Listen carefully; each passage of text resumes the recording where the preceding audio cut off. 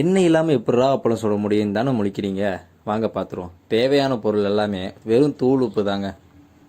என்னடா சம்மந்தம் இல்லாமல் குக்கிங் வீடியோலாம் போகிறானேன்னு சாக்காகாதீங்க. நாங்கள் பெரிய குக்கிங் எக்ஸ்பர்ட்டெல்லாம் கிடையாது. பொழுது போகலை சரின்னு ஃபேஸ்புக் நோண்டிட்டு இருந்தப்போ ஒரு ஆர்டிக்கல் வந்துச்சு. ஆர்டிக்கலில் படித்தா எண்ணெயே இல்லாமல் அப்பளம் சொல்லலான்னு போட்டிருந்தானுங்க. சரி அது எப்படிரா இருக்கணும்னு ட்ரை பண்ணி பார்க்கலாமேன்ட்டு தான் உள்ள களத்தில் இறங்கணும். தேவையான அளவு தூள் உப்பு தானானுங்க. தூள் உப்பு தான் இஷ்டத்துக்கு 1 கிலோ பக்கம் வாங்கி வச்சிருந்தோமே. சரி வா வச்சு பார்த்துருவோன்ட்டு இந்த மாதிரி ஆரம்பிச்சதா. என்ன பண்ணலான்னு பார்ப்போமா. இடையில நானும் என் பொண்டாட்டியும் குண்டக்க மண்டக்க பேசின வீடியோ அடுத்து இருக்குது. அப்படியே கேளுங்க. நீ எடுத்து கண்டிப்பாக கொடுக்க மாட்டேன். நான் எடுத்தேன். நீ பேக் மாதிரி கொஞ்சம் பார்ப்பேன். நான் கடைசியில் பண்ணி முடிச்சு உனக்கு 4 ஏரியா எனக்கு தேவை. நீ கலர் கருக்குதா? கறிக்கு பிடிச்சிக்குமா? அது சூடு தான் ஆகணும். உப்பு சிம்மில் வச்சுக்கோ. சிம்மில் வைக்காது நல்லா வை. சிம்மில் வச்சு தாண்டி கேஸ் தீர்றது. வேகமாச்சாவது வேகமாவது தீரும். டக்குனு எரிஞ்சு முடிஞ்சு உனக்கு வேலை நடந்துரு. நீ சிம்மில் வச்சுன்னா கேஸ் போயிட்டே இருக்கேன். ஏக்கமா நீ சிம்மில் வச்சு முடிச்சுட்டு கேஸாக போகுதுன்னு நினைக்கிறேன். கருகிற ஸ்மெல் வருதா? இந்த மாதிரி முறையில் நம்ம இப்போ இருக்கிற சூழ்நிலையில் பண்ணுறது மூலமாக நம்மளோட பணத்தை மிச்சப்படுத்தவும் முடியும். அதே இல்லாமல் எண்ணெய்ங்கிறது உடலுக்கு ஆரோக்கியமான விஷயமே கிடையாது. அதுலேயும் இப்போ வர்ற எண்ணெயெல்லாம் தரமாக இருக்குதானே தெரியல. அப்படியே ஒரு குற்றச்சாட்டெல்லாம் நிலவுதுலாம் சொல்லிட்டு இருக்காங்க. நாம் கடையில் பாக்கெட்டில் வாங்குற எண்ணெயில் பல வகைகள் உண்மையிலே உடலுக்கு கேடு விளைவிப்பதாக தான் இருக்குது. இதற்காக நம்ம மூலப்பொருட்கள் எல்லாம் மொத்தமாக வாங்கி எண்ணெய் அரைக்கிற செக்கு எந்திரத்தில் கொடுத்து அரைச்சி தருமாறு வாங்கிட்டெல்லாம் அது ரொம்ப ரிஸ்க்கு. அதனால் நம்ம என்ன பண்ணுவோம், செக்கு எண்ணெய் வாங்கினா நல்லாயிருக்கும் அப்படின்னு ட்ரை பண்ணிகிட்டு இருப்போம். ஆனால் முடிஞ்ச அளவுக்கு நம்ம மொத்தமாக அந்த தேவையான மூலப்பொருட்கள் நமக்கு என்னென்ன தேவையோ அதெல்லாம் வாங்கி செக்கு இயந்திரத்தில் கொடுத்து நம்ம கண்ணு முன்னாடியே அரைச்சி கொடுத்தாங்கன்னா அந்த எண்ணெயில் ஓரளவுக்கு நமக்கு நம்பிக்கை இருக்கும். ஓகே நம்ம கரெக்டானதாக கொடுத்துருக்குறோம் அப்படிங்கிற ஒரு நம்பிக்கை இருக்கும். அந்த மாதிரி கூட ட்ரை பண்ணிக்கலாம். இல்லை எண்ணெய் மேலே நம்பிக்கையே இல்லை அப்படின்னா அதுக்கு ஒரு மாற்று கருத்து தான் இந்த தூள் உப்பு மூலமாக இது பண்ணுறது. ஃபஸ்ட்டு நாங்கள் என்ன பண்ணோன்னா இந்த வீடியோவில் கரெக்டாக பார்த்தீங்கன்னா எப்பயுமே இந்த தூள் உப்பை வச்சு பண்ணுறப்போ முதல் அப்பளம் வந்து நல்லாவே வராதாமா அப்படின்னு அந்த ஆர்டிக்கலை போட்டிருந்தாங்க. சரி ஓகே அதை ட்ரை பண்ணி பார்த்துருவோன்னு பண்ணி பார்த்தேன். கரெக்டாக அவங்க சொன்ன மாதிரியே தூள் உப்பு வரல. ஃபஸ்ட் ட்ரையில் வரல. அதுக்கடுத்து இன்னும் கொஞ்சம் கொஞ்சம் போக போக ஒன்று கருகுச்சு, இன்னொன்று கருகாமல் இருந்துச்சு. இந்த மாதிரிலாம் பல கொண்ட மட்டக்க நல்லா நடந்துச்சு. ஆனால் கரெக்டான என்னென்னா தூள் உப்பு வந்து நல்லா சூடாகணும். சூடானால் தான் அந்த அவுட்புட் எடுக்கிறதுக்கு கரெக்டாக இருக்குது. சரி நான் அந்த ஆர்டிக்கல் என்னென்ன இருந்துச்சுன்னு நான் அதை அப்படியே படிச்சிடுறேன். சரிங்களா. எண்ணெய் இல்லாமல் இந்த முறையில் உங்களால் அப்பளம், வத்தல், உப்புக்கடலை, வேர்க்கடலை, வீல் சிப்ஸு, கலர் அப்பளம் என்று குழந்தைகள் விரும்பி சாப்பிடும் சில உணவு வகைகளை சுலபமாக செய்துவிடலாம். எண்ணெய் இல்லாமல் பொரிப்பதால் இதன் சுவை சற்றே மாறுபட்டு தான் இருக்கும். ஆனாலும் இதன் சுவை நன்றாக இருக்கும். ஒரு முறை முயற்சி செய்து பாருங்கள். அதுதான் பண்ணிட்டோமே. எண்ணெய் இல்லாமல் அப்பளம் பொரிக்க நமக்கு தேவைப்படுவது உப்பு. நம் சமையலறையில் இருக்கும் தூளுப்பு இருந்தாலே போதும். வேற எதுவுமே தேவையில்லை. 1 அடி கனமான வாணலியை எடுத்துக்கொள்ளுங்கள், அதாவது வடச்சட்டி. அதில் தேவையான அளவு தூள் உப்பை போட்டு நன்கு வறுக்கவும். உப்பு சூடு ஏறியதுக்கு அப்புறம் அப்பளத்தை போட்டு திருப்பி திருப்பி எடுங்க. முதல் அப்பளம் உங்களுக்கு அவ்வளவாக சரியாக வராது. அடுத்தடுத்த அப்பளங்கள் நன்கு பொரிந்துவிடும். அப்பளத்தை பொரிக்கும் போது சரியாக பொரியாத பகுதிகளில் மேலே உப்பை தூவி விடுங்கள்.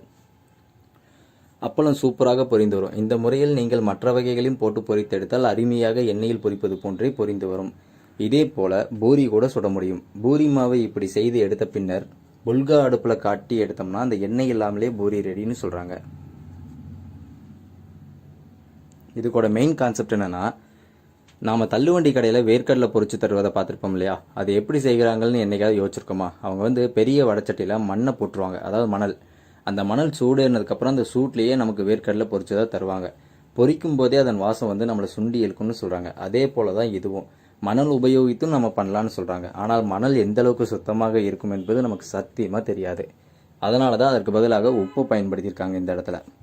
இப்படி செஞ்சதுனால அப்பளத்தில் உப்பு கரிக்குதான்னு நம்ம கேள்வி கேட்கலாம். நல்ல கேள்வி தான். சிறிதும் உப்பு கரிக்காது. அப்பளத்தில் என்ன உப்பு இருக்குமோ அதே அளவு தான் உப்பு இருக்கும். நீங்களும் செய்து பார்த்து பலனடைங்கள் அப்படின்னு போட்டுதாங்க. சரி நம்மளும் ட்ரை பண்ணி பார்த்தலாமே நாங்களும் பண்ணணும். நாங்கள் ஃபஸ்ட்டு எடுத்தோன்னே உப்பு சூடு ஏறதுக்கு முன்னாடியே ஃபஸ்ட் அப்பளத்தை தூக்கி போட்டு எடுத்துருப்போம். அதனால் சரியாக வரல. அடுத்து இன்னொரு அப்பளத்தை போட்டோம், அது கொஞ்சம் கருகுச்சு. 3வது நல்லா உப்பு சூடு ஏறிடுச்சு. சரின்னு பழையபடியே உள்ள தூக்கி நல்லா வச்சு அமுத்தி பார்த்தோம், ஃபுல்லாக கருகிடுச்சு, எடுத்துட்டோம். 4வது கரெக்டாக ஒரு ஃபைனல் டச் ஒன்று எடுத்தோம். அதுக்கப்புறம் அந்த 5 ரூபா பாக்கெட் சின்ன அப்பளமெல்லாம் இருந்துச்சு, அதை தூக்கி போட்டு நிறையா பண்ணணும். அதுலேயே ஓரளவுக்கு நல்லா அவுட்புட்டு வெளியே வந்துச்சு. சரி எங்களோட அவுட்புட் எப்படி வந்திருக்குன்னு நீங்களும் பாருங்கள். நாங்கள் ஃபஸ்ட்டு ட்ரை பண்ணி பார்த்துட்டோம், நாங்கள் சாப்பிட்டும் பார்த்துட்டோம். நல்லா தான் இருந்துச்சு. நம்புனாதான் சாப்பாடு, வேறு வழி இல்லை. என்ன இந்த தடவை என் பொண்டாட்டியை மட்டும் விடாமல் நானும் சேர்ந்து சமைச்சதுனால நானே திங்க வேண்டிய நிலைமைக்கு ஆயிடுச்சு. சரி பேச்சுலர் சமையலை நம்ம எத்தனையோ பண்ணியிருப்போம், இதையும் ட்ரை பண்ணி பார்த்துருவோமே. ஒரு சின்ன ட்ரை. அடுத்து வேணால் பூரி சுட்டு பார்க்குறோம் ஒரு வாரம் கழிச்சு இதே மாதிரி மணலில். இதுக்கு மேலே இப்போ லோடன்னு பேசிகிட்டே இருந்தால் வீடியோ பார்க்குறதுக்கு நல்லா இருக்காது, உங்களுக்கு பிடிக்கவும் பிடிக்காது என் வாய்ஸு. அதனால் வீடியோ மட்டும் பாருங்கள். டாடா பாய், கிளைமேக்ஸில் சந்திப்போம்.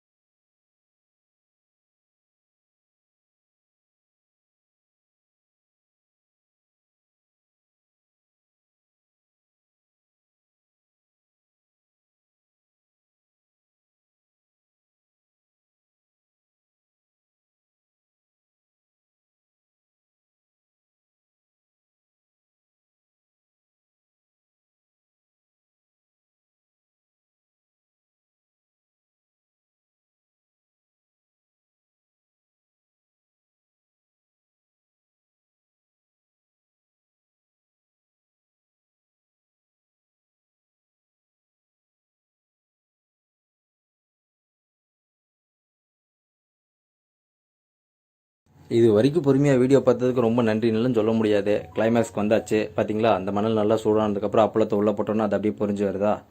எங்களுக்கே அப்படியே ஆச்சரியமாக இருந்துச்சு. மண்ணை இந்த மணலுங்கிற பார்த்தீங்களா லூஸ் மாதிரி உளறிட்டு. உப்பு உப்பு டேய் பேசிகிட்டு இருக்கடா, கத்தாதீங்கடா. இந்த மாதிரி உப்பில் இவ்வளோ இதுவும் இருக்குல்ல, பார்த்துக்கோங்க. நாங்கள் எப்போ சமைக்க போனாலும் ஒரு சைத்தான் எங்கள் பக்கத்துலேயே நின்றுட்டுருக்கோம். அது அடுத்த அப்படியே இந்த கண்டினியூ வீடியோவில் வரும் பாருங்கள். டாடா பாய், சைனிங் ஆஃப். நாளைக்கு ஏதாவது வேறு குண்டக்கமன்ற நிகழ்ச்சியில் சந்திப்போம்.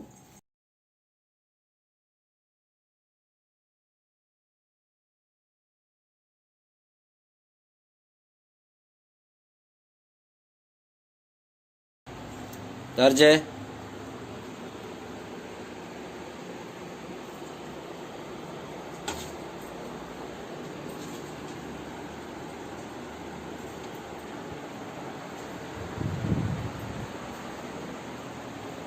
ஏய் நடிக்கிறியாக்க?